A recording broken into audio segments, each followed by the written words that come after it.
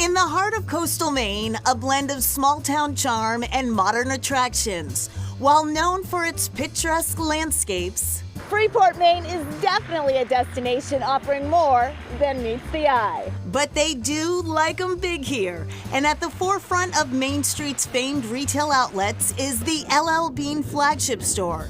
General Manager Roger Diffin. LL Bean has been around since 1912, and since 1917, LL Bean has had a presence on this spot in Freeport, Maine. Popular for its outdoor gear, home, and apparel, it's the Bean Boot which first put the retailer on the map.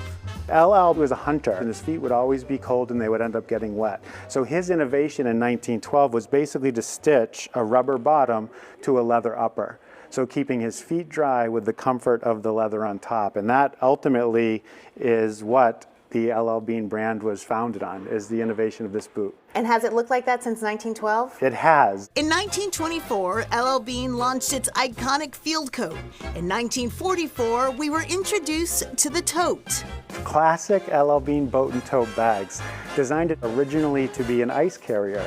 And in 1951, this Freeport store opened its doors 24 hours a day, 365 days a year. LL Bean identified that people that were on their way to fishing trips or hunting trips are generally passing through to the great woods in the early morning, could be 4 a.m., and he wanted to make sure that a customer that needed gear could get it. So he threw away the key, quite literally. So I could come in and get this monogrammed at 3 a.m. in the morning? Yes. LL Bean neighbor and also housed along Main Street is a historic inn, the Brewster House Bed and Breakfast. The Brewster House was a home built, a private residence by two Brewster brothers that are Mayflower descendants. In 1994, some Freeport residents converted it into the Brewster House Bed and Breakfast. Over the years, innkeepers have changed hands, and we just completed our 8th season.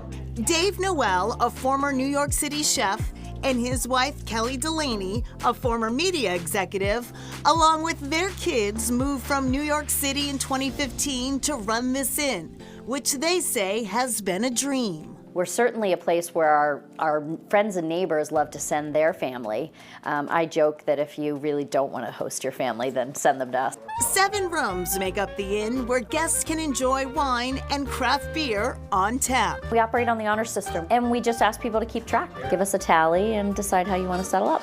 Guests can take a private cooking class under the guidance of Dave.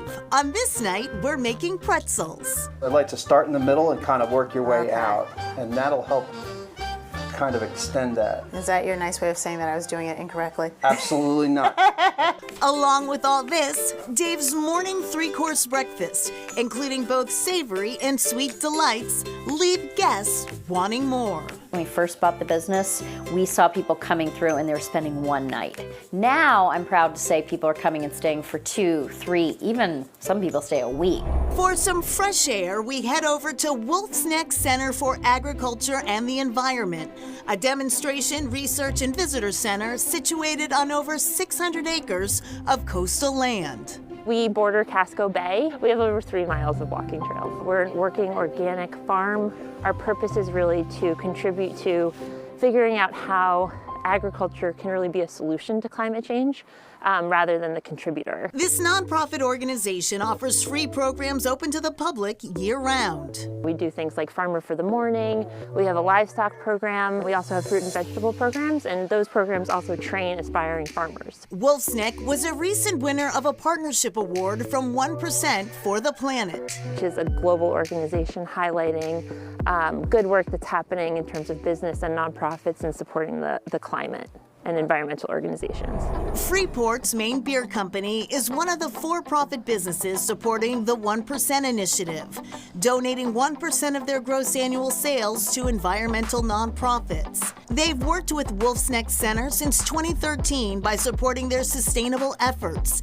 CEO Steve Mills says the company strives to do some good through beer. We're super excited that we hit a milestone of donating $3 million to local and environmental nonprofits. Pouring passion into every IPA and pale ale, 100% of their craft brew is made on site. The thing we're known for as far as beers go is hop-forward beers, clean, West Coast style. We were one of the first in New England to bring that style here. Lunch is their signature, says tasting room manager Ryan Connery Pullen. Lunch is named after a whale. We worked with an organization called Ally Whale, and they had spotted this whale off the coast of Maine called Lunch, and we named a beer after it. And paired with any one of Maine Beer Company's brick oven pizzas, this lunch certainly makes for a wonderful 12 p.m. meal. Cheers Cheers. to lunch. Maine Beer Company also has popular beers breakfast and dinner, playing off the lunch theme, of course, which is excellent, I will say. Very clever. And back to LL Bean, big things are in store for the campus as it's still undergoing a $50 million renovation. And here's a fun story for you. That LL Bean boot that's so popular, when it first hit the market in 1912, it wasn't so popular. The first 90 out of 100 boots were returned. Oh, is that right? Returned. They didn't Ended like up them. being their flagship product. Incredible. Up next, art in action.